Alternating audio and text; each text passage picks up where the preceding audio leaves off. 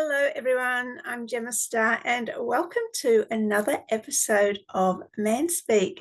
Manspeak is an offshoot to our Heart Warrior series, and we invite some of our Heart Warriors back, and they talk for a whole nother episode on a subject that they choose that they're particularly passionate about, and we didn't have enough time in their Heart Warrior episode to cover. So today I'm thrilled to welcome back the return of our number 52 Heart Warrior, and that is Bas Waijers Baumann. Now, Bas lives in the Netherlands, and he is an expert in love, relationships, and intimacy. He's a men's mentor, and he's also a reader of Human Design and the Gene Keys. Now, Bas's chosen topic for this conversation is creating safety in self and relationship. And he really wants to stress why we need to make that a priority and relate it to some incidences that have been happening recently in his own life. So happy to have Bas back here, and of course all you who are watching. So thank you and enjoy.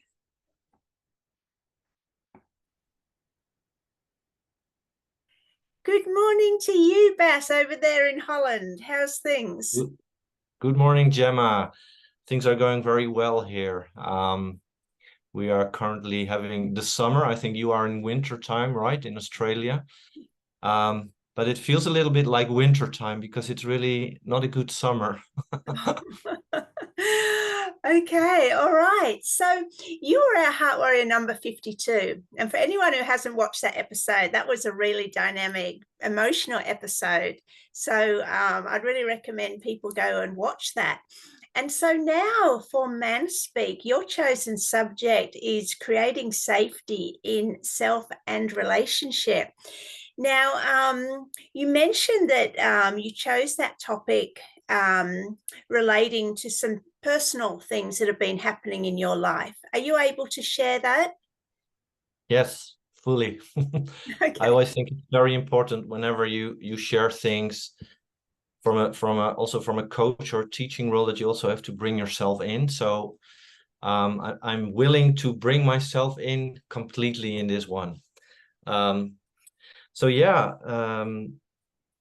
like a couple of weeks ago, I had two fallouts with two of my best mates.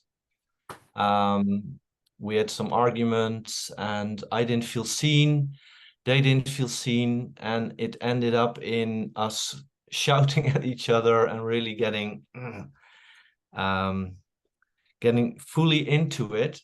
And then later on, that's a beautiful thing of having best mates. We always know how to make a bridge again and to find each other.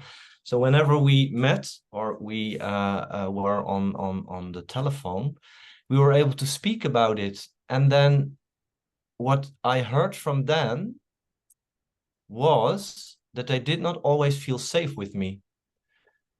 And that was actually quite a shock because I always had perceived myself as the space holding man, the man who listens, the man who makes space for people, the man who understands, the man whose priority actually is to create safety for other people.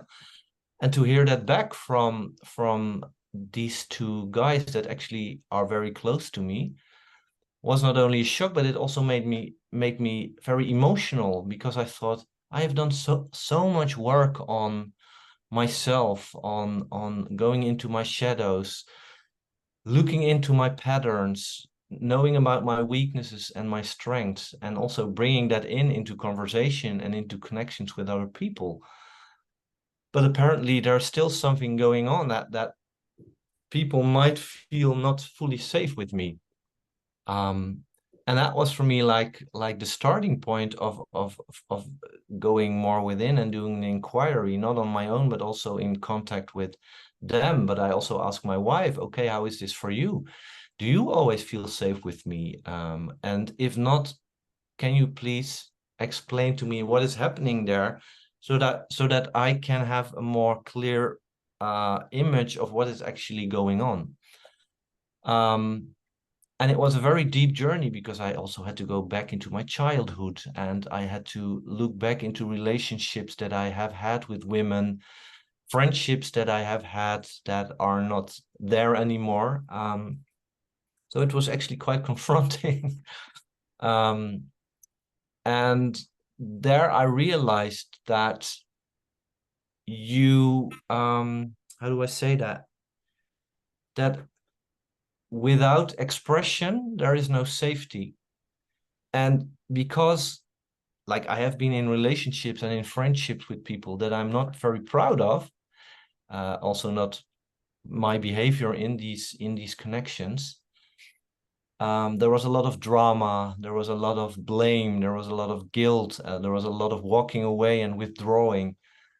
And because of that, I have done a lot of work. And also at one point, I decided this is not where I want to go anymore. So I somehow became the safe guy. I became the big brother or the older brother. I became the coach. Also because and I know that's not a great thing to say, but also because I perceived other people often as fragile, that they were the emotional ones and I was the one who was composed, and I was the one who was able to hold a space and provide for them and listen to them. But in doing that, I actually did not allow myself to express my own hurt, to express my own shame, to express my jealousy, my pain, my anger, the moments where I felt not seen, where I felt not heard by other people.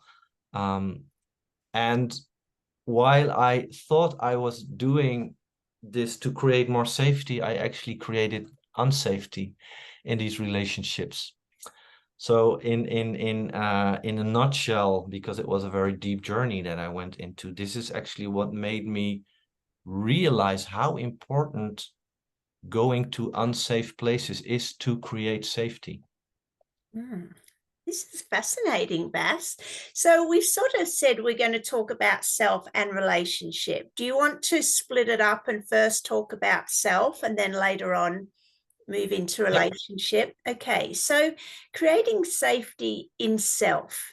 Is this as an individual, you sitting by yourself feeling safe? Or is this Mhm. again in relation to friends? Yeah, I think it trickles always down into relationships, but in order to create something in relationships, you first have to create it within yourself. So the first area where you have to work on safety is with yourself, sitting with yourself, allowing yourself to go to places where you actually do not want to go to because there's too much fear or too much anger or too much sadness. And when you have been able to tackle that, and again, it's not about becoming this perfect guy because there are always layers and you are never ready. At least that's how I see it. But having the awareness and having the willingness and the commitment to go there and to continuously go back. Also, when you think, oh, well, I have had a couple of days where everything feels fine and everything is okay, to still create these moments where you just can sit with yourself and do an inquiry, an inner inquiry with yourself. Ask yourself questions. Okay, what has been happening in a couple of days? Have I been suppressing certain things? Have I reacted to people in a way that actually, now that I sit with it, gives me information about me not showing up fully expressed in connection with them? So it's really about daring to be with yourself, daring to be with the silence within yourself, and then allowing things to come up that needs to come up. Okay, so, we often talk about there's a fine line, isn't there, between expressing emotions I'm talking about the masculine here, feeling Mhm. seen and heard, and then being over emotional, Very right? true. Very Especially true. around women, Yeah. because then they don't feel safe. But that's another story we can get into. So, Mhm. how would you talk to men? And And what is this line? Like, how does, each man feel into what is needs to be said and seen and heard, and what is being over emotional? That's a good one. That's a very good one. Um, for me, it's very hard to delineate where it exactly is, this boundary or this line, because I think it's different from guy to guy, also related to, okay, how you have been brought up, what kind of trauma you carry. Like, I have one of my best friends. He is very overbearing with his emotions, and this is also something that I give back to him. Like, you cannot always process, you are constantly in process, and it makes people unsafe, including me. But I think when men are together, and that's why I think it's so important that there are men's circles and that there is men's work and that men come together, because when you express emotions in the company of men, like sadness or rage, and you are witnessed in that without rejection or without judgment, this already is 75% of the healing. And guys also have the ability, mostly, to also call you out on your bullshit and to give you a big kick in the ass and to say, okay, this is too much what you're doing now. Go to the core, go to the center. What is it actually that you want to express? Lose all the words and really tap into, okay, what is the core? And if you really have found the core, then you mostly are able to express it in one sentence, maybe two sentences, and that's it. So how you can do that on your own is also really constantly forcing yourself or guiding yourself towards what is the core. What is the core that you are feeling now? What is the core that you want to express? Because I can feel emotional as shit about certain things. And yes, then if I have the podium, I can share and share and share and share some more and share another thing that is related to that. But that's not helpful, not for me, but also not for the people who hold space for me. So therefore, I can somehow create a space. Mostly for me, it's meditative, that I really go sit on a cushion and really go back to my heart, go back to my head, go back to my guts, combine these two things, and then seeing and feeling, okay, what comes up? What is it? And then mostly it's just one sentence, and then I share it. And when I can share it in the company of guys, but also of women, and it is seen and welcomed and received and witnessed without judgment and without rejection, then 9 out of 10 times the problem is solved, actually, or I feel seen enough to see, okay, I can put that besides me again, I can move on with my life. So going to the core, going to the essence of it, is how I see is the work that guys have to do to not become over emotional or overbearing.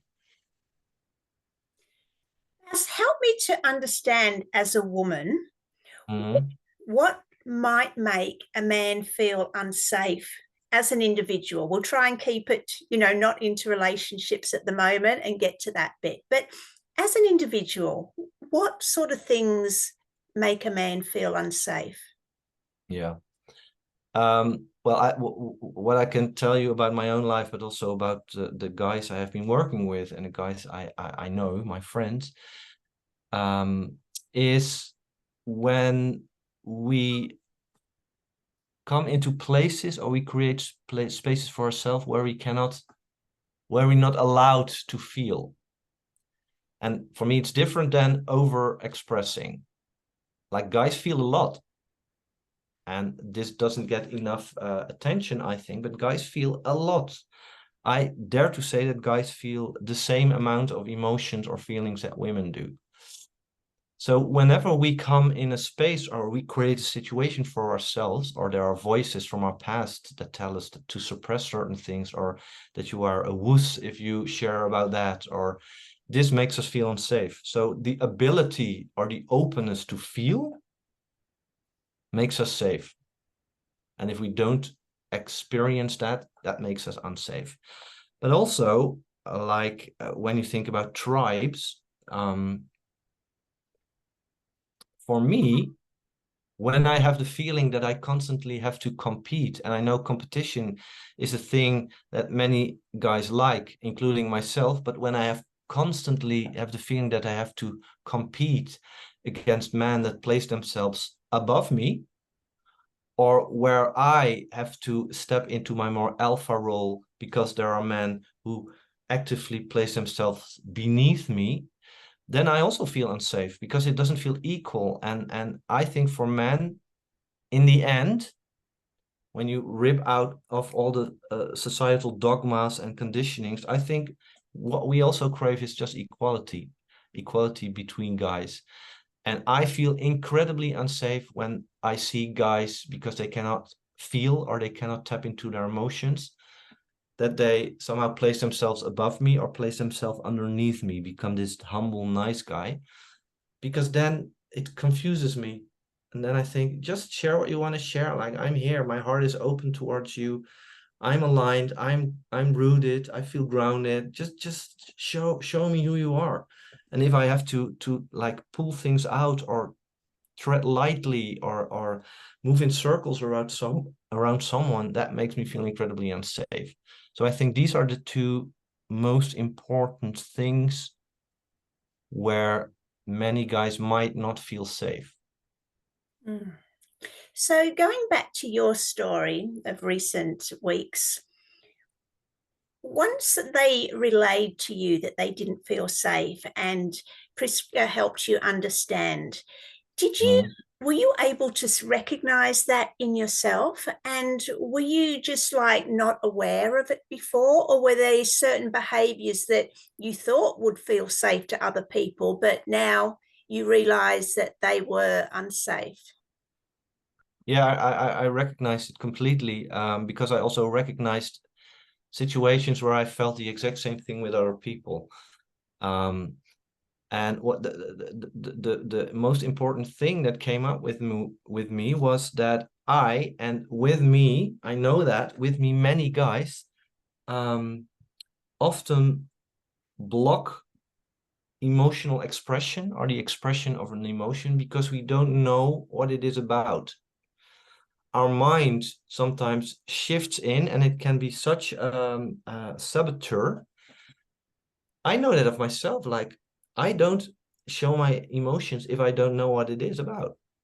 And I can remember so many situations where I just blocked the expression of that emotion because I could not grasp where it came from, what it was. Like, we also, as guys, often have the need to have all the information, because when we have all this information, then we can fix it. Then we can fix it, then we can solve it, and we can mend it. And for me, it was really an eye-opener to realize, no, you don't always have to know. It's also good to allow yourself to surrender to the not knowing, because then often the blockage of the emotional expression goes away. And then I can rage with all my might. Then I can cry or sob when I need to. But then I can also be there wholeheartedly for other people, because otherwise, when I suppress certain things because I don't know what it's about, and I think I create safety for other people, especially people who are sensitive, they will always feel that there is some sort of an undercurrent where they think, what's going on there? He might blow up at some point, or he might disappear. I'm not exactly knowing what is going on. And this creates unsafety in relationship with other people. I have had many, all in retrospect, of course, many realizations where I was listening or holding space to someone, and what they shared triggered something in me. But because I thought, no, I have to be safe for them, I have to be the providing guy, I have to be the container, it's all about them. So I somehow suppressed these triggers. I pushed away the energy of leaning forward and wanting to bring myself in. And what I often noticed then was that people somehow got out of contact, that they became on alert, that they became more cautious. And I think this is really related to, like, when you do it in an extreme, when you put it in an extreme form, you have like serial killers or psychopaths, yeah? They can be the most beautiful people when they are in contact with you, but you will always feel this undercurrent of, I'm going to hurt you, I'm going to do something. And whenever they suppress it, it's not gone. You are not safe. You are actually more unsafe for the people around you, including for yourself. Okay, so to clarify this, can you give us an example? It can be real or imagined. You know, like you're in a conversation with your mates, these mates, and you know something comes up and you feel an emotion. Like, what if it's anger or sadness, and you're there talking to your mates, but maybe you haven't identified what it is or where it's come from? What are you going to do Mm. now that you're aware of that? What are you going to do in that situation? It's a good question. Well, I'm still practicing, of course, but I have been a couple of days ago. I have been with one of the guys I had a fallout with. I have spent 2 days with him, so that we really could go to the core. And what I realized was that often in conversations with him, I think he is too emotional and he's too much into his processes. And then like the voice, if I have to give it a voice, the voice is then, oh, you fucking twat. Now stop doing that, be a man and go on with your life. This is the emotion that I feel. But I'm not bringing that in because I think, okay, he's already overly emotional. He has a lot of his plate, which is true. He has a lot on his plate. Plus, I had this conditioning of being his older brother, so I should be there for them, or for him in this case. When I was there with him, we talked everything through. He really gave me a beautiful feedback of how he perceived me, and what made him feel unsafe. And then something came up later that he was again talking for the sake of talking. I felt, okay, there's actually a need for silence and to just feel what is happening, but he's just talking because he just doesn't want to feel. And again, I felt this voice of, oh, come on, you you annoying little man. And then I thought, okay, now I have to slow down. Now I have to slow down. So I leaned back a little bit. I started to breathe deeper towards my belly. Actively also visualizing the breath going through my heart so that there would also be love in the feeling that I wanted to express. And then I said, listen, his name is also Bas, by the way. I said, listen, Bas, I cannot feel you anymore right now.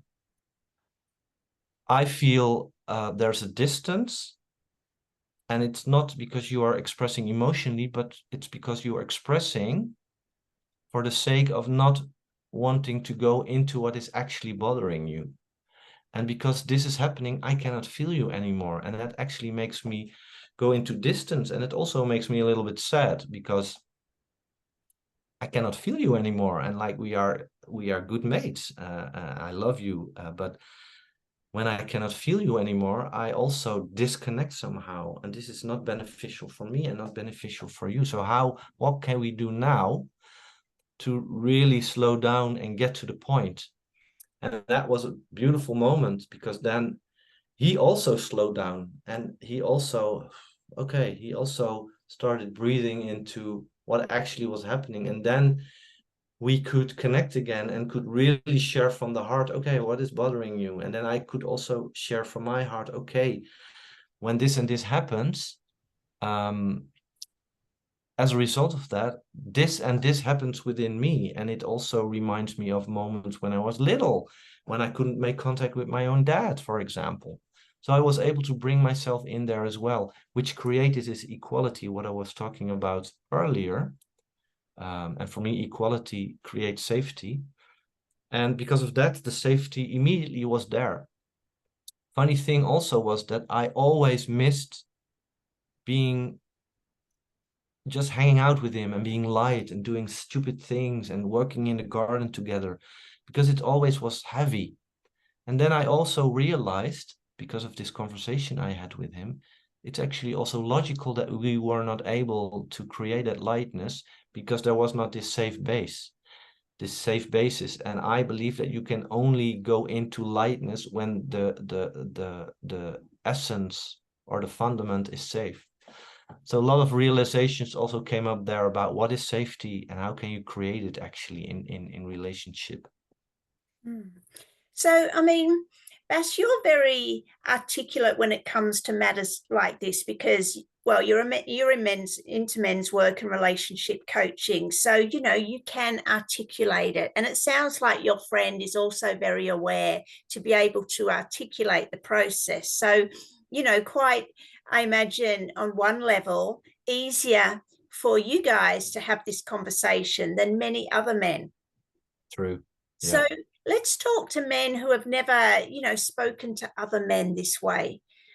How do you suggest that they, you know, come into more awareness of what's happening and what are some practical steps they can take? Yeah. Well, what I always do when I work with guys, I always bring them back to their bodies, because like this is our, and I'm generalizing now, I know that, but this is our biggest tool, right? But this is also our biggest saboteur. This is where we can hide behind. So whenever I coach a guy or I am in conversation with a guy where I feel, okay, he's talking because of the talking, he's too much in his mind, I always stop him and I always bring him back, okay, what do you feel? Where do you feel it? How does it feel? How does it look like? And they have to be as specific about that as possible. And it's not about that every time this happens that you have to go within and that you have to go through this question list. Okay, the color is yellow, it has sharp edges, it feels stingy. But it's about creating more awareness about the physical sensations. Because the body in the end knows best what is going on. And if I can, or if men for themselves can bring themselves back into their body and really slow down and take time to sit with the sensation that is happening, 9 out of 10 times they also are able to reach the emotion that is attached to that sensation. And of course, it needs practice, because I also have done it in the past myself, but also in my work, I see that many men have difficult to really go there and to really verbalize what is happening. So it's continuously bringing them back to know what are you feeling right now? What is going on in your body? And whenever they have practiced this more and more and more, and it becomes more easy for them, then it only takes a question whenever they are talking or whenever they are too much in their mind. It only takes, okay, stop, feel what is going on, or just do this. And then they know, okay, yeah, I have to slow down, to lean back a little bit. I have to tap into myself and I have to feel, okay, what's going on exactly. And then also try to express what is going on by, okay, I sense a tightness here. Because what we also often do is then we express, okay, I feel something stingy there, and it's because when I was there with this girlfriend and she said this about me, and then we immediately go into the mind again. But it's really about, because I really believe that emotional wisdom is in the body, and if we are not able to tap into that incredibly beautiful wisdom and knowledge about ourselves and our past and our now and our future that is stored in there, then we will never be able to create safety, for first and foremost for ourselves, and as a result of that, for other people. Yeah. Baz, is there anything else that we need to say regarding safety in self before we move on to relationships? Um, well, I think it's in the end, it's also important to be aware about where it comes from, because like as boys and as men, we feel a lot, but often we don't know what I already said, what is happening, but we also do not have the emotional vocabulary because we haven't been taught in that way, the same way as girls, for example, have. We have not an as abundant emotional vocabulary as girls and women. We also have not learned about how do you say that, about body language. Like young girls, when they are together, they cuddle, they kiss each other, they tell each other that they love each other, they comb each other's hairs. We as boys have never done that. The only physical thing that we have done was doing sports on the playground or fighting, or and again generalizing, because I know society is also changing there, and that boys are more brought up in a different way, the same as I do with my own son as well. But still, it's also stored in our DNA. It's not so easily swiped out because we all of a sudden learn how to hold another guy or another boy. And also, I believe because we often had to comply when we look back into past times, we often had to comply with other guys, with alpha guys, because otherwise we would be thrown out of the tribe. So we had to adjust ourselves. We had to do as we were told. And I think there it also needs a deconditioning, that we are still safe when we speak against the tribe, that we are still safe when we don't know what is exactly happening and we still can process the emotion, that it's safe to physically hold a man, to embrace a man. And I also know that it's not easily changed just by seeing it happening or being aware about it. It's really a journey that we have to go back to time and time and time again. But I think this is the only way, or this will at least help us to create more safety for ourselves and for other guys, for other men. Okay, wonderful. All right, so let's move into relationships. So I think a good bridge would be, how can us women help our guy friends feel safe? Not intimate Mm. at this point, we'll get to that, but just in general, broad spectrum, like women, how can we help our sons, our friends feel safer?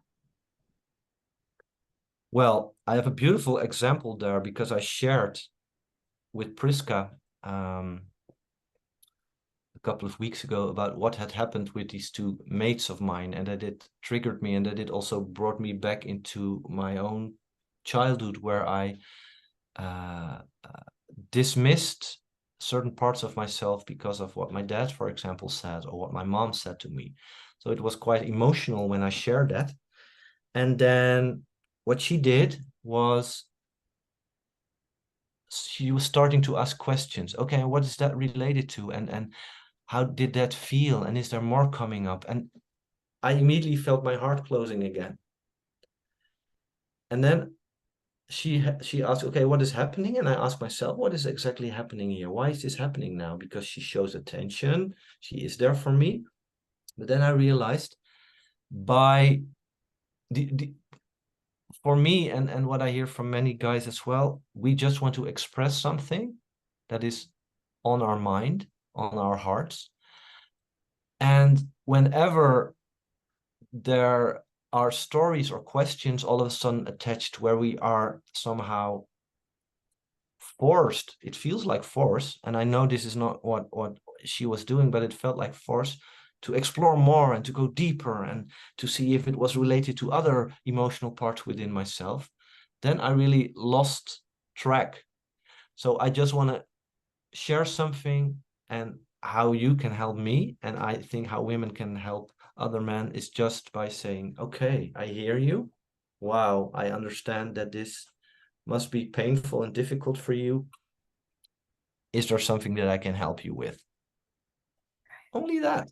And then lean back again.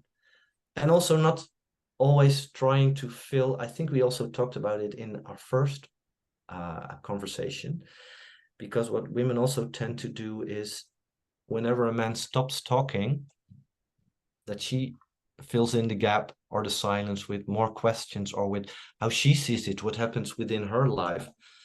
And how you can help us is really by doing this 30-second rule, that whenever a man stops talking, just be quiet for 30 seconds. And I can tell you that 9 out of 10 times you don't have to wait a full 30 seconds, because then he will start talking again. Because this is how men process, this is how men share. They share, or they process through sharing, short withdrawal. Okay, is there more that I want to share? Yes. And then they come back again.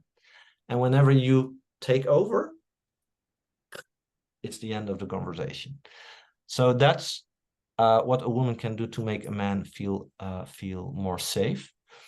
And also, what also helps is not, because we also know the stories of many women. I hear it in my work, like most men are not able to feel, most men are not emotional, most men do not know how to talk, but we actually do. But we do it in our own way. We do it through our own masculine filter. And I understand that women look at us through their feminine filter, how they would talk with their mothers, their daughters, their girlfriends. But this is not how it helps us. So it's, and I know this is not an easy thing, but it's really about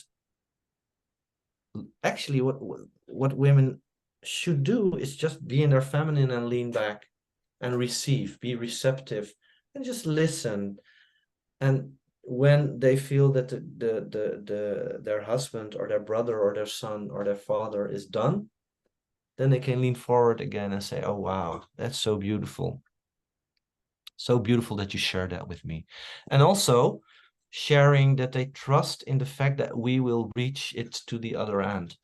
So maybe even saying it literally, like, I know that what you're going through is a rough patch right now, but I trust in the fact that you will reach it to the other end, that you have the ability to work through it and come out on the other end. I'm going to wait 30 seconds. Okay. Oh, now I've forgotten the question. Okay. Where was that? Okay. So I wanted to clarify. So for us women, don't play therapists. Don't ask questions and try and get to the bottom of things by asking questions. Just be a space to listen and let the man bring forth what he wants to bring forth, and give him time to, when he finishes talking, to then, maybe gather his thoughts and go start again. Is that right? Yeah. And also one thing that I want to add, because I also sometimes am in situations that I don't know, but then it's also about allowing me to somehow take the leadership, that I can say for myself, I'm a little bit stuck here. Can you maybe ask me some questions that you can help me go through the point where it is exactly about? And there's a difference. I know in the end it's the same, because then she starts asking questions, but the route towards it, it's different, and that makes all the difference for keeping the heart open. Because no one wants unsolicited advice, right? Would it also be, if we sort of had an idea, to ask, well, not permission, but, would you like to hear my thoughts? Or, can I share what I'm feeling, what I'm seeing in you, instead of just blurting it out, right? Yeah, that makes all the difference. That makes all the difference. I wrote a post, I think a week ago, about now I lost the word myself. Emotional dumping. And yeah, what you say is so incredibly true and so incredibly important, that, and I know that when you are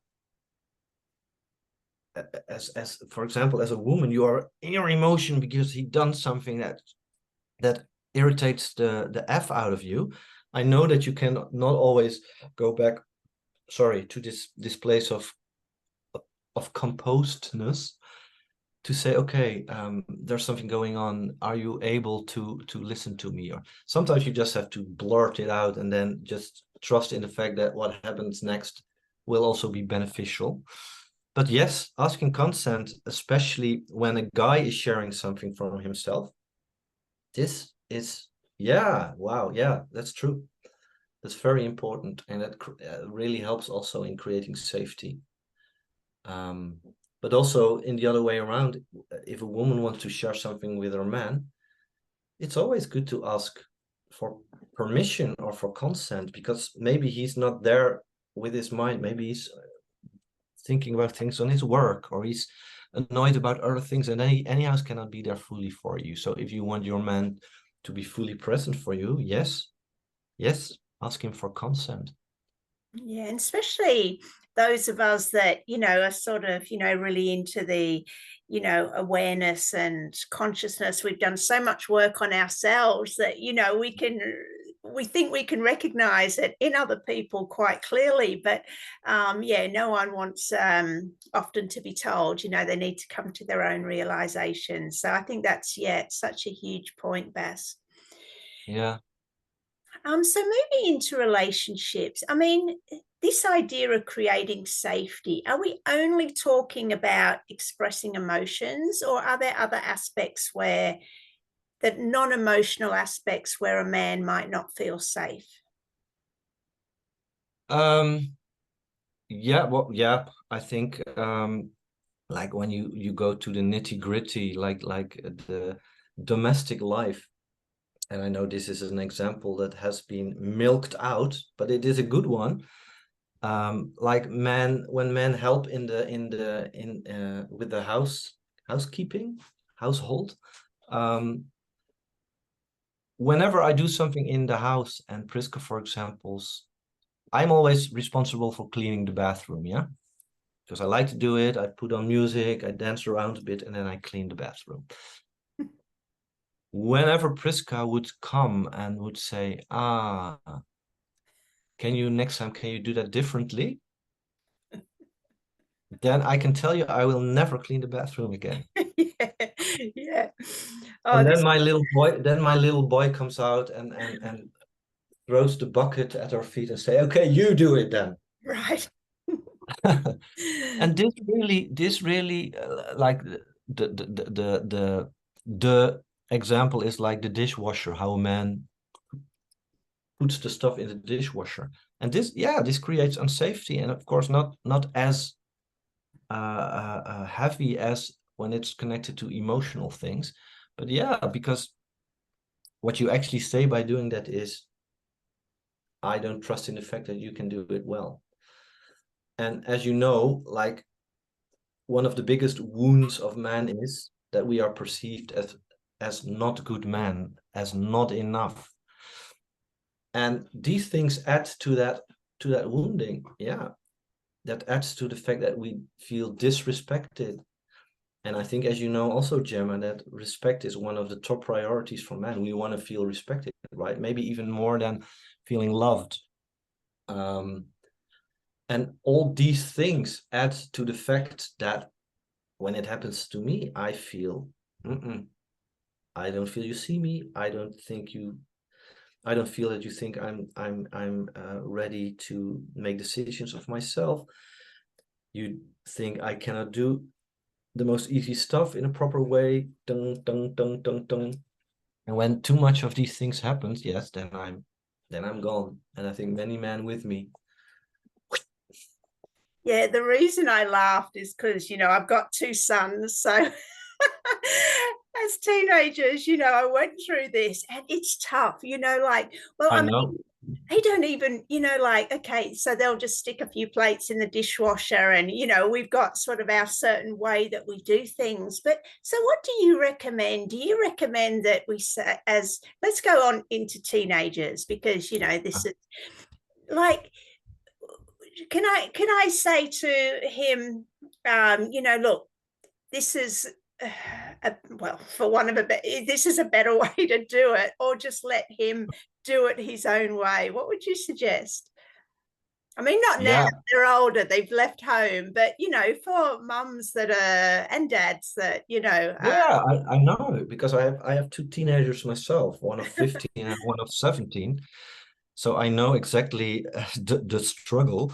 Um, well, what I now, but it really was an unlearning for me as well. What I now mostly do is I just let them do it. They also are responsible for their own room. And I always expect when they go to their moms again, because we have a 50-50 co-parenthood, that they at least have vacuumed the floor and that everything that is lying around is gone. Yeah. And 9 out of 10 times when I come to their room, yeah, it's vacuumed, but when you look around the bed, there's dust everywhere still.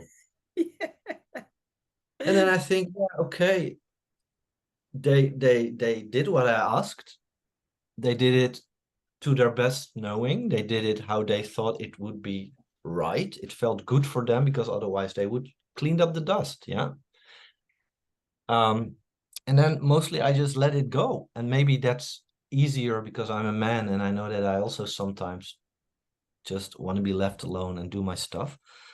I can imagine that for mothers or for women, it might be even harder. But I really think it's about just letting them do it. And whenever you feel there's a space to have a conversation about that, but then it's also about not you telling them, well, I know a better way how you can do it, but just ask for their experiences. Ask like, okay, when you do that, how do you do that? What is going through your mind when you do that? When you look at the end result, how does that make you feel? I don't know.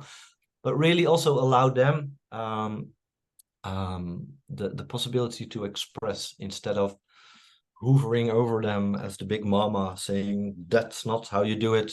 This is how you should do it. And I know that's hard. And I also know that I still fall into that parental booby trap. But I think that's the only way to make them more responsible also for their own mistakes. Because I know like they can do it 10 times, 20 times. And I know there will come a point where they will see, oh, actually, there's still quite some dust lying around here. Well, maybe they don't care about that. I mean, I know, especially when I became aware of this, it were times like they'd be, cooking something for themselves. And I'm thinking, you need to flip that egg, or, you need to that pasta's cooked. But, it was just such a conscious effort, like that boundary. If the pasta's cooked, they've gone off in their bedroom and they've just left it Yeah, there, like, that's true. That's or do you just true. let them eat soggy pasta? It's like Yeah, it's tough. no, that's very true. And I also think what also helped me is to always think about the worst case scenario. Okay. Because, for example, I have two children. My youngest one is very responsible. He, for example, when he comes from school, he always takes his books and he always immediately makes his homework. Whenever it's Friday, he always already makes the homework for Monday. So he's very disciplined there. The other one, not at all. Um, and the oldest one also has been very insecure about if he would do things in the right way. For example, the egg baking example. I remember that he was standing there with the pan, and then I said, "Can you help me? Can you show me how to bake an egg?" And then I thought, yes, I can do it for him. I can show it. But then I thought, no, you know what? I said, just bake that egg.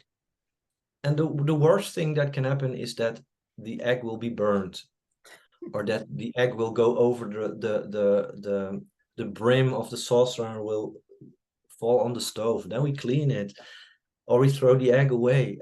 And that also helped me to lean back more and to say, okay, it's their responsibility. And yeah, if the egg is burnt, then next time they know, okay, I have to bake it a little bit less long, or maybe put the fire a little bit more down. Yeah. I think, Yeah. the first time they cook something, unless they're, just experimenting, you show them what to do, right? And then after that, they can make their mistakes. Yeah. Yeah. Um, let's get into relationships because this is a big area that, I think we've probably got a lot to talk about. So when this issue that you had the past couple of weeks and you spoke to Priska about it, what are you able to share, like within the relationship, how a woman might not feel safe with a man, and then also the man, I think we've done it, haven't we? We've done the man not feeling safe with the woman, so the woman not feeling safe with the man. Yeah. Yeah, no, well, again, from own experience, um, I don't know if you know the story how Priska and I came together. I was still in a marriage then, when I met Priska online, and my marriage was not bad, but it was not. It was like that, and I don't want to speak bad of my marriage or my ex-wife because she's a beautiful woman and we really had a beautiful time together, but it was not, it didn't bring me anything anymore. And we have had conversations about that many times, and we were not able to change certain things together. But then I met Priska, who was in Switzerland, in another country, and we started doing global meditations. And during some of these meditations, Priska was literally in my space. She was in my room.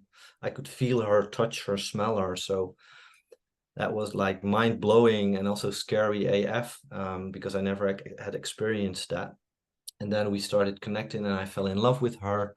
I always shared everything with my ex-wife because I'm not a guy that can keep secrets, especially not these big ones.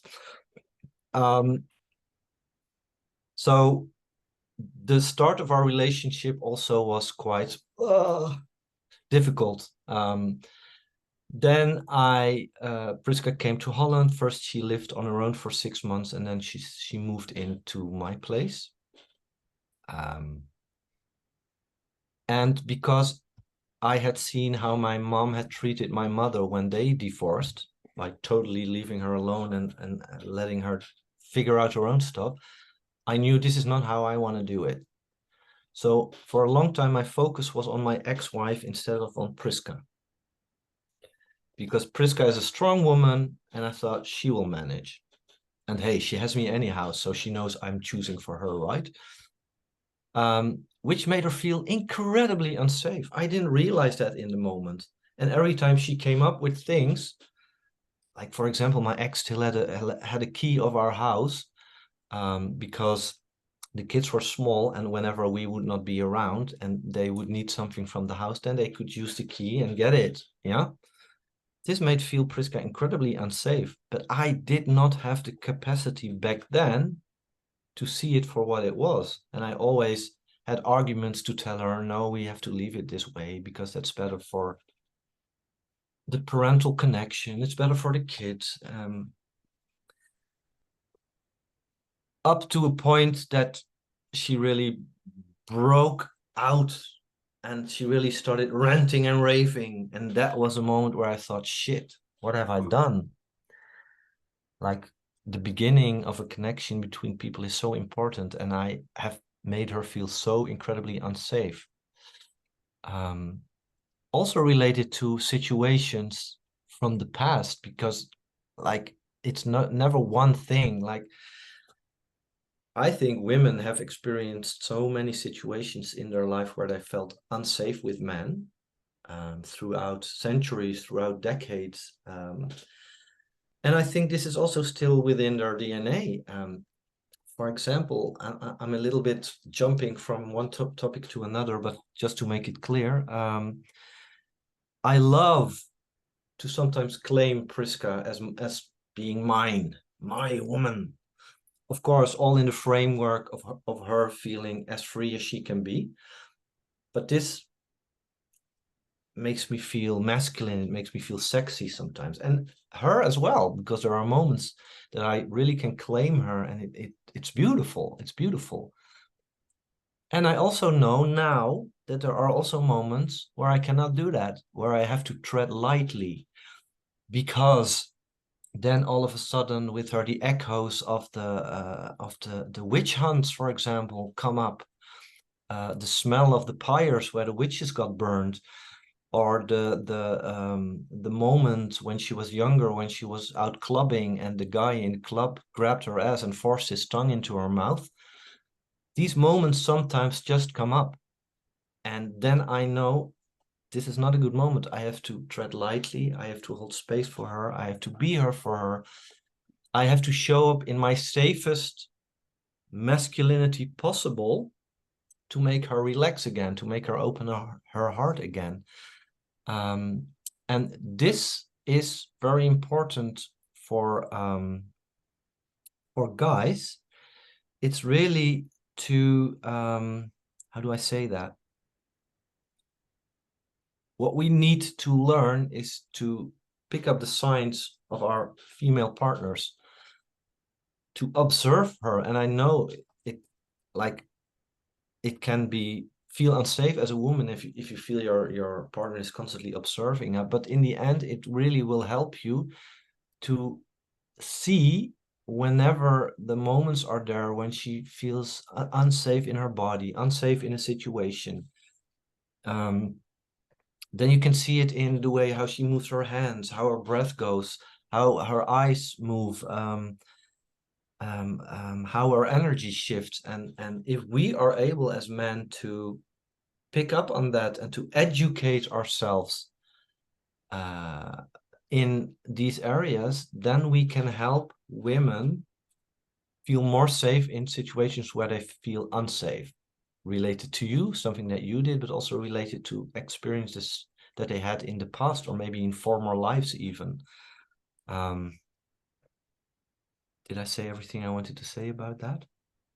Yeah, I think it's about that. It's really about training yourself to have your woman energetically on your radar, so that whenever it's needed, she really can feel your full presence, and she really can soften back into her femininity,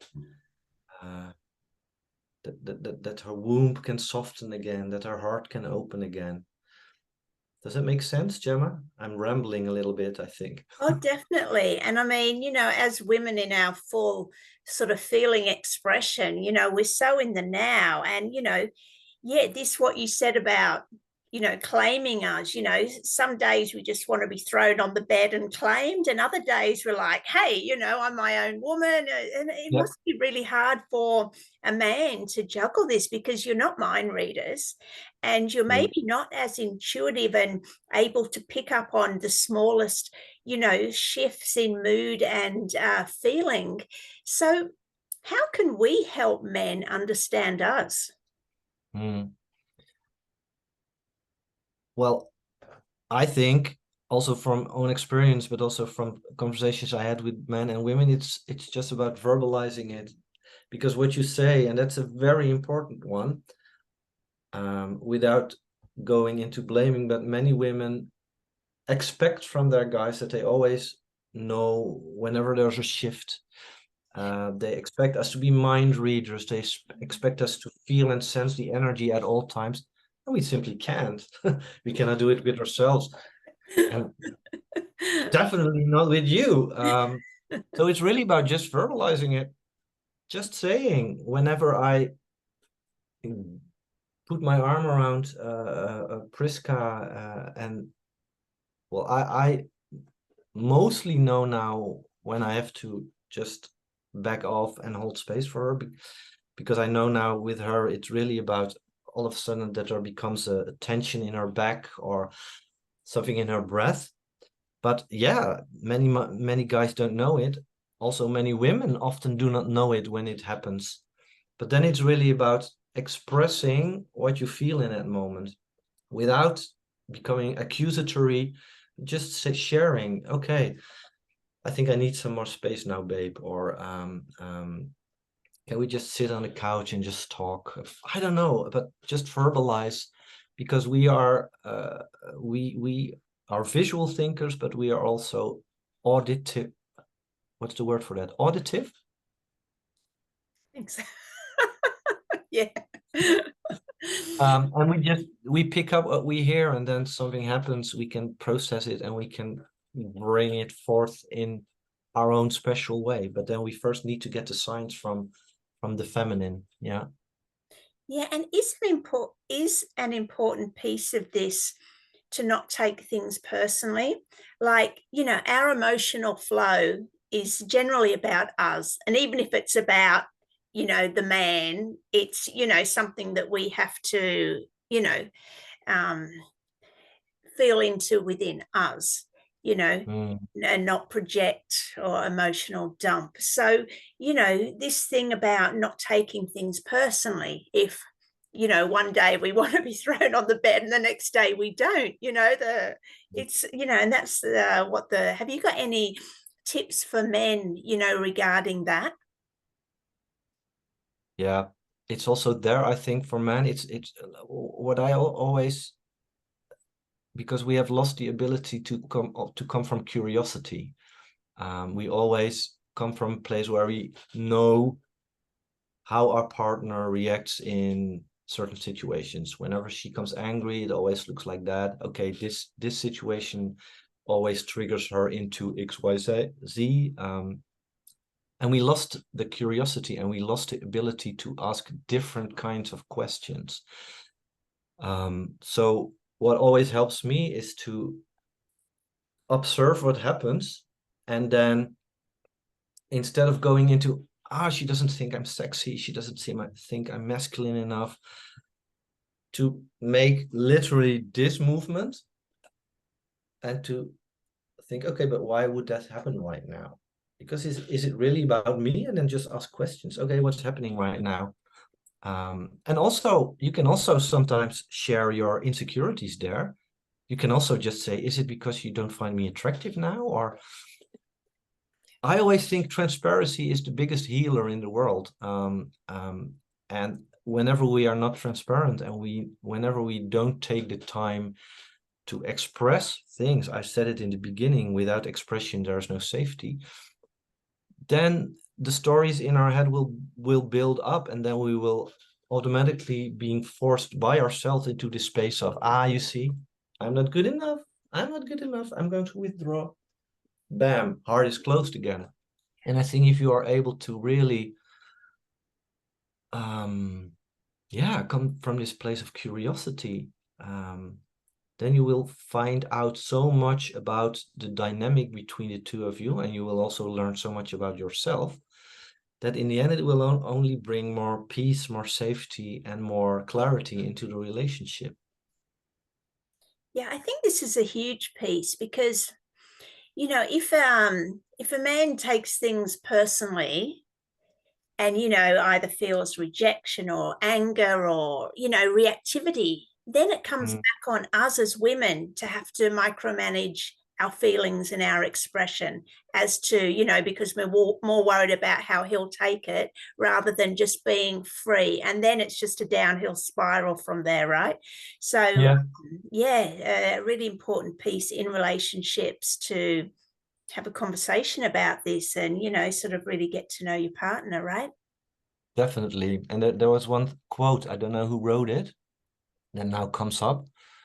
It says something like, try to hold, it's different, but the message is, try to hold space for her and don't become another battle that she has to fight. Yeah. Yeah. And that's a very significant, beautiful one. And I know it's not always easy, because like I am also often still reactive, and I feel, ouch, why did you just say that?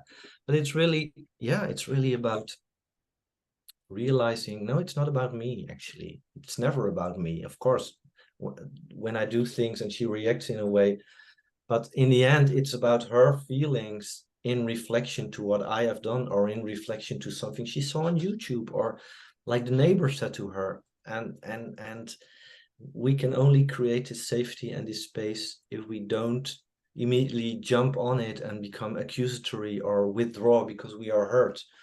And that's, of course, the best case scenario, and it's not always easy to get there. But when we create this awareness, then we can train that part within ourselves as well, to not become too reactive every time. But also, it's really about slowing down. I realized that more and more, everything is related to slowing down. Mm.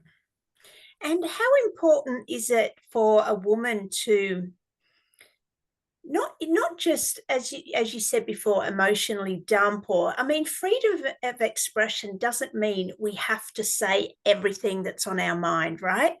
We've Mm. also got to have some idea of what we need to process ourselves in our own space and what needs to be vocalized. Yes. How does a man feel about that?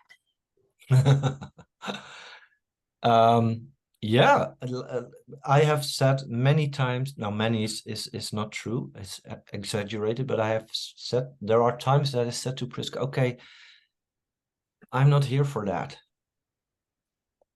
I'm not here for that anymore. Like, if you want to process that, if you want to talk about that, go to your best friend, go to that person, because I really feel I don't have space for that. Like, if we compare men to women, women express, if I say it in a very unfiltered way, they express every emotional fart that they are feeling. Often. And because they use their man as people that they can process with, or they can get reflections from,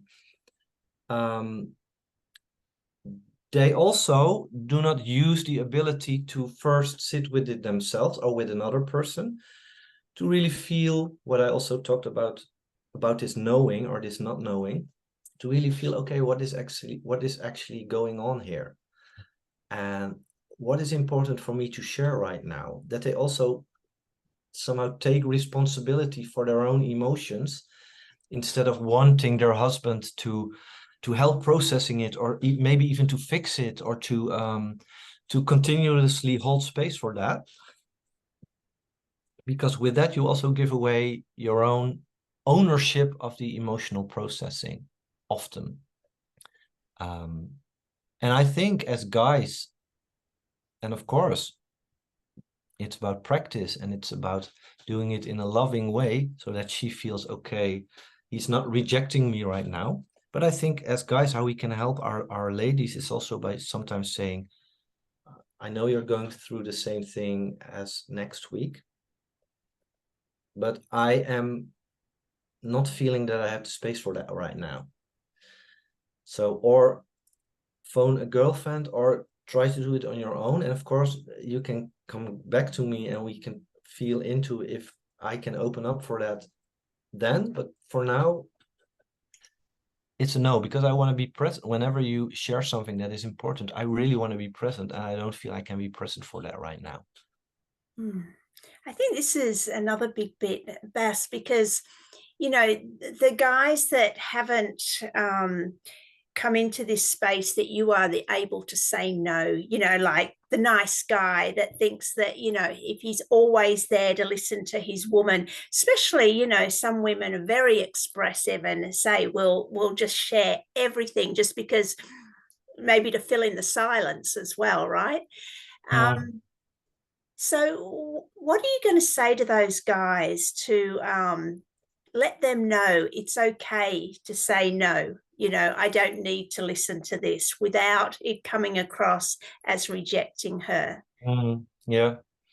Well, first and foremost, what is important, I think, is to know, and then I mean really know what your boundaries are. Because when we talk about nice guys, they often don't feel their boundaries anymore.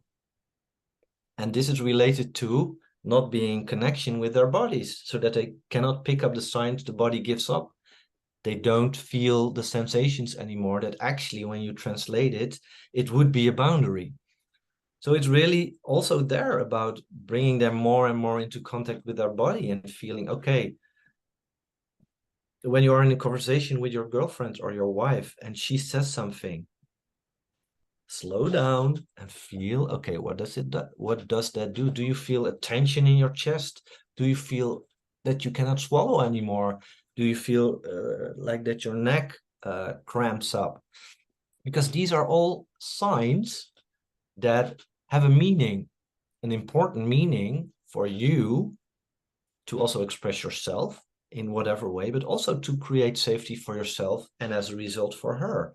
It's like beneficial on all kinds of levels. And therefore, yeah, I would have somehow I would create practices with them to really focus back on the body again, and to also make some sort of a step-by-step list how they can practice that.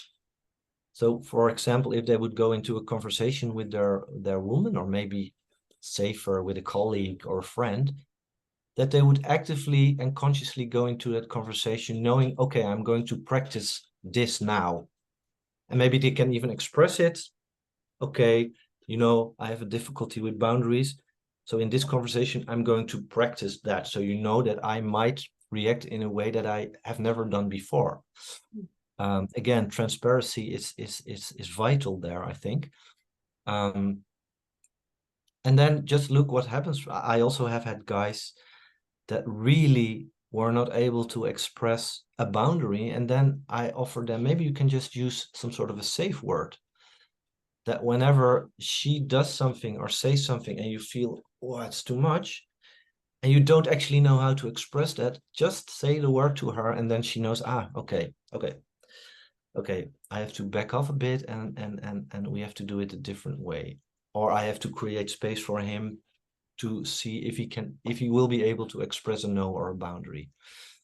Like, I have had guys who had the most hilarious safe words like bubblegum or hammock, or but it helped, and it also created some lightness in the tension.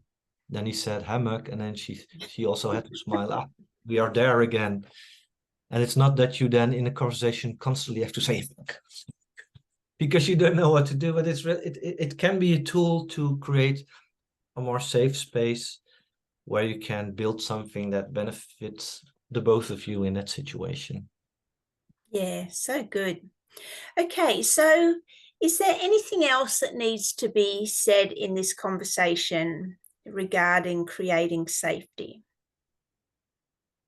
Well, what I think is important for guys to know is that, like, we have the holding space and the being present, and these are such big buzzwords when it comes to sacred masculine, sacred feminine, relating, polarity.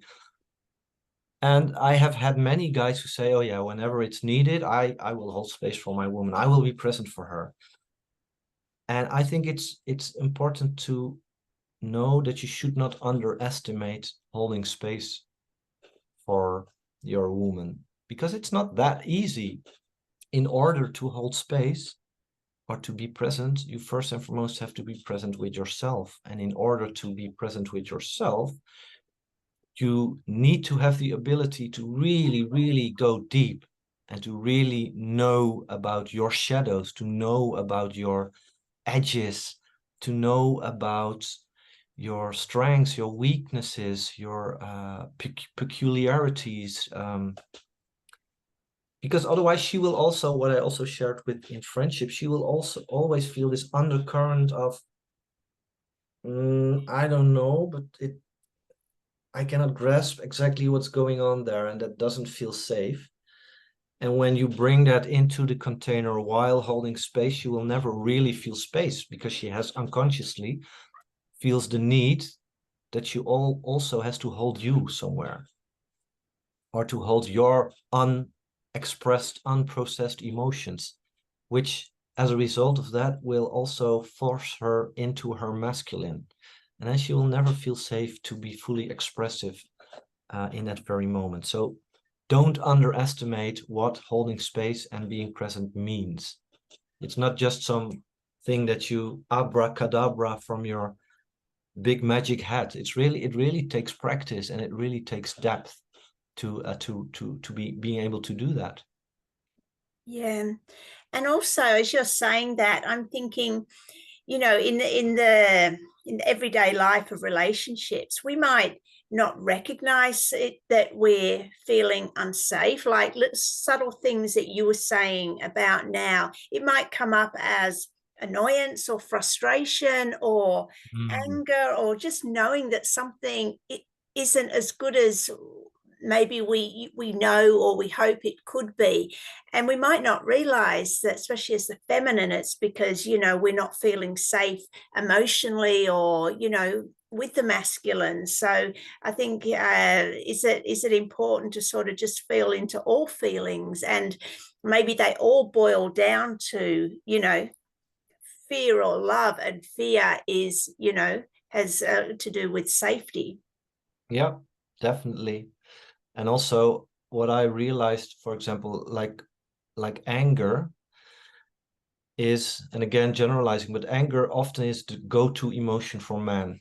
And anger can be expressed in different ways. It can be annoyance, it can be irritation, it can be rage, it has all kinds of levels.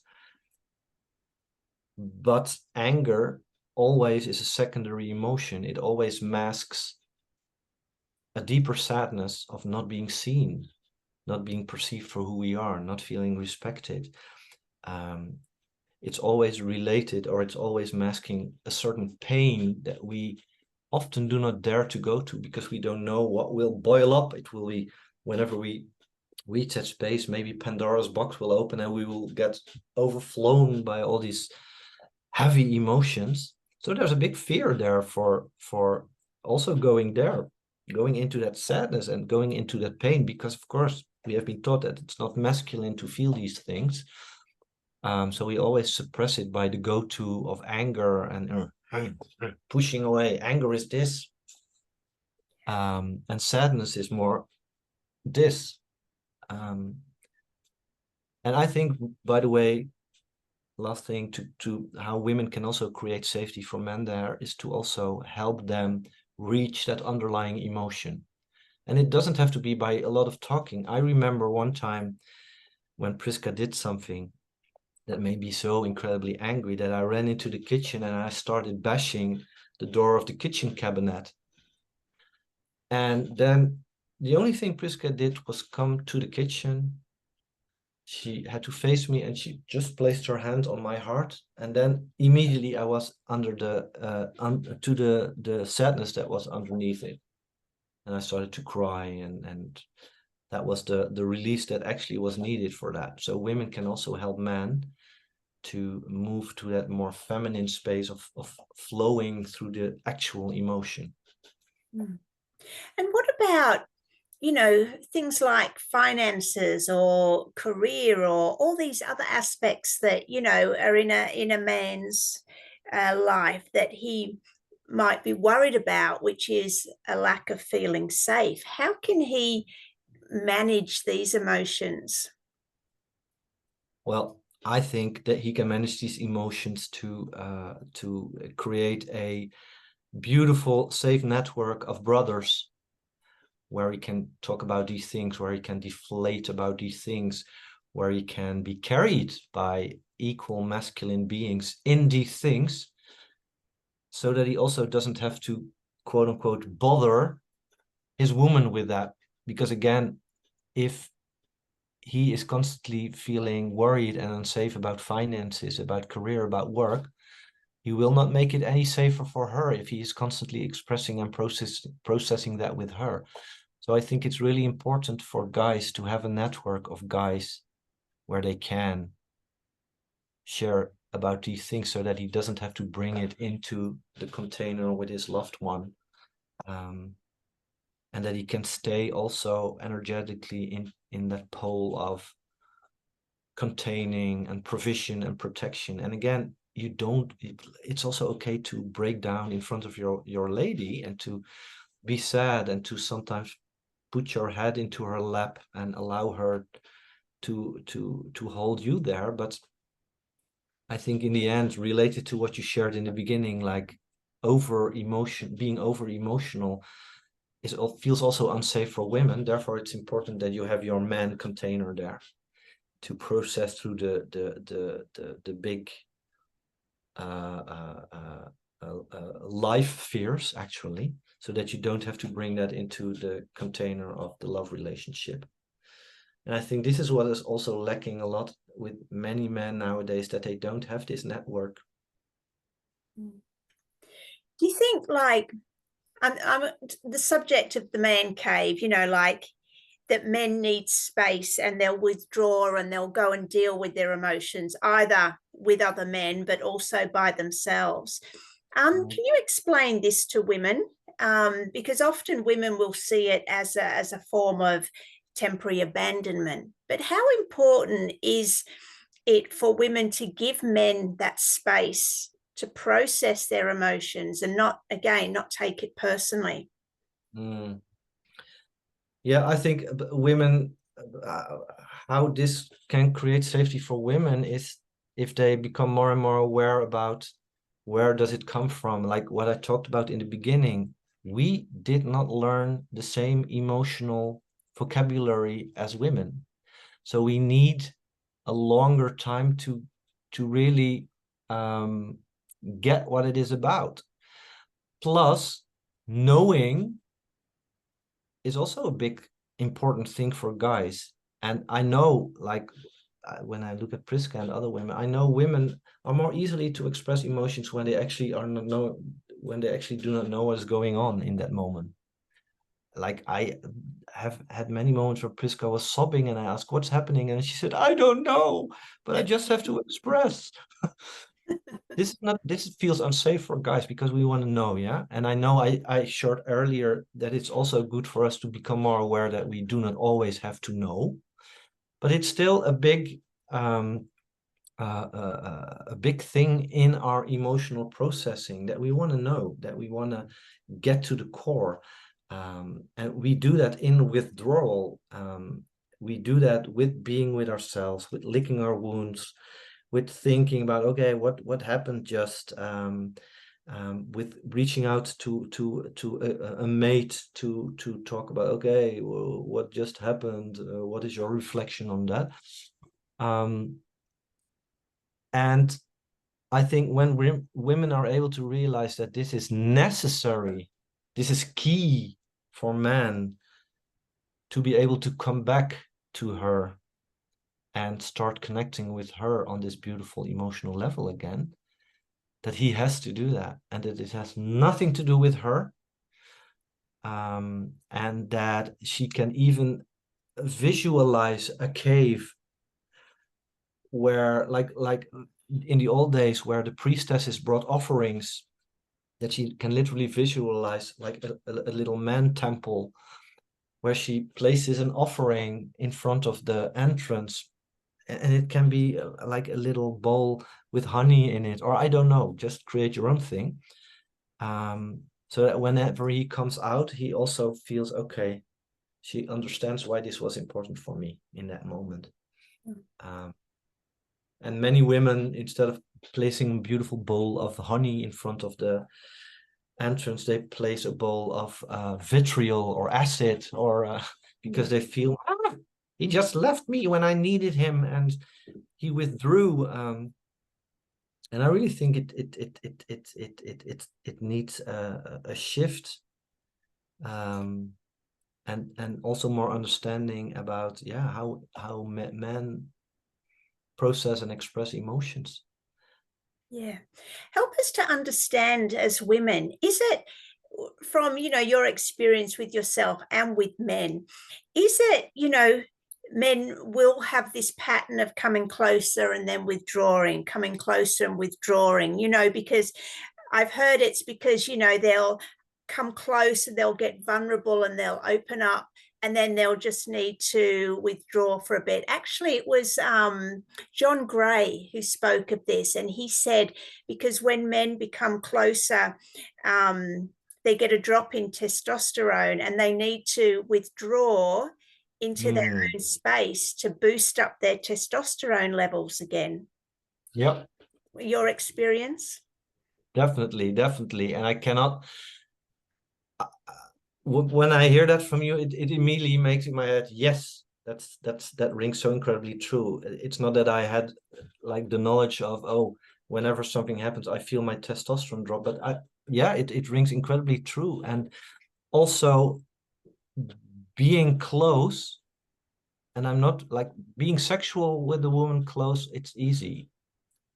But being close emotional also is scary, because then all the fears of, oh, maybe she will expect something from me, or maybe she will want me to also share something. So that it's a combination of what I also shared about the 30-second rule, that this is also how we process. Mm. And what you shared about the testosterone, I didn't know about it actually, but it really rings incredibly true as well. Yeah. Yeah, So that it's on all was levels. John Gray, who wrote the book Men Are From Mars, Women Are From Venus. That Yeah. so he's done he did an episode of Heart Warriors. He's also done a Man Speak, so if anyone wants to go back and listen to his interviews as well, there's and Yeah. it makes complete sense. And I think it's such an important piece for us women to understand and not take things personally when, I mean, even me, I need my space as well. It's like, it's not just a man thing. There's plenty of women that need space as well. Definitely. So, Yeah. honoring that and not taking things personally That's is true. Yeah. Yeah, yeah. that's very true. And I think there are all these beautiful layers. And I also myself, I constantly see different layers in myself, why I do certain things or I do not do certain things. Also in the contact that I have with other men, also the work that I do with other men now, I also learn so much about my own mechanisms and my own dynamics, and that's why it's so beautiful and important to also realize that we are all works in progress, and that we will explore new things each and every day when we create space for it, and that it's okay. We don't have to be there yet. It's okay to figure out things in connection with other people, with your woman, with friends, with um, um, um, children, and also to realize that you don't have to know everything to be safe towards yourself or towards other people. It like, if you are able to see the beauty but also the complexity of life and of relating, and to be chill with that, wow, that is so healing, so healing. Okay, well, this has been a fascinating conversation, Baz. So thank you so much. Let Thank people you. know where they can find you, and we'll drop all your links below. Well, they can find me on Facebook. um, there are just with my name. We also have a page there. I do also do a lot of work together with my wife. We are, can I also talk about um, things that are going to happen in the not too distant future? Yeah. Please do. I've just got to plug my computer in, so please do that. Okay.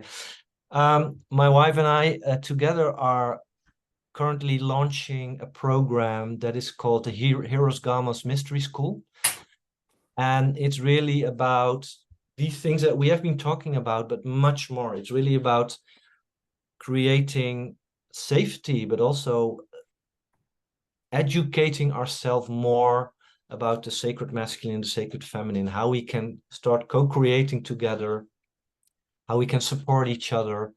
And then I do not always only mean men and women, but also sacred masculine, sacred feminine within. I will have my men's container in that program, and Priska will have her women's container where they have moments together.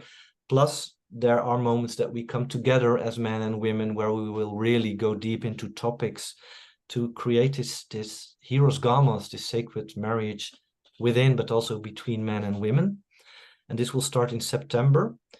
And I will do another round of my men's program, Trinitas, where it's all about finding your own authentic expression of masculinity instead of subscribing to a more performative way. Maybe it's really about finding your own voice there, and we go deep into a lot of topics, and this will start in 2 weeks. And you can find all the information on our website, which the link you will find in the subscription that Gemma is going to make. Yeah, that's it. And private coaching I also do. So that's it in a nutshell. Amazing. Thank you so much, Bas. It's been, fascinating. A lot of different things covered, all under the umbrella of safety. I mean, it can relate to everything, right, in life. There's always a level of not feeling safe and creating safety. So I think, we explored a lot there, a lot to think about, a lot to just bring awareness to, and some great strategies and tips. So thank you so much. Thank you, Gemma. Thank you for having me again, and for your beautiful questions that also made me have to think in a deeper way and finding the words how to express certain things in a new way, which is also always well, beautiful for myself. So thank you very much for that, and for having me here, and for giving me the opportunity to talk about this important topic. Yeah, well, thank you once again. And thanks everyone for watching. Please like, share, subscribe. I am going to do a few more episodes of Man Speak, but I'm probably going to slow down quite a bit because, I've given most people that, I wanted to interview a second time. I already have, but I still got a couple more booked in, and I'll have one next week. So thank you for being here. And make sure you check out Bas and Priska's website and Facebook pages. Thank you. Bye.